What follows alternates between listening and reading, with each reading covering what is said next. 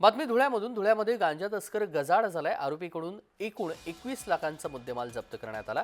Police उपाधीक्षक यांच्या पथकानं ही धडक कारवाई करत गांजा तस्करी करणाऱ्या तरुणांना अटक केलेली आहे। धुळे तालुका पोलीस ठाण्याचे पोलीस उपअधीक्षक सागर देशमुख यांनी अवैध धंद्यांवरती आपलं लक्ष करत ही कारवाई केलेली आहे।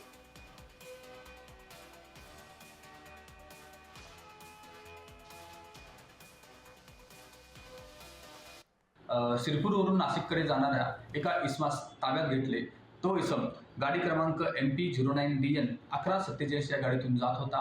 त्याच्या गाडीची झडती घेतली असता आम्हाला त्याच्या गाडीच्या डिक्कीमध्ये एकूण 5 गोणी गांजा सदृश्य पदार्थ आढळून आला। या गांजा सदृश्य पदार्थाचे पूर्ण वेट आहे 28 kg आणि त्याची टोटल किंमत होते 6,16,440 रुपये। त्याचबरोबर आम्ही त्याची इर्टिगा गाडी सुद्धा जप्त केलेली आहे। अशा प्रकारे या गुन्ह्यात जप्त केलेला एकूण ऐवज आहे 21,16,440।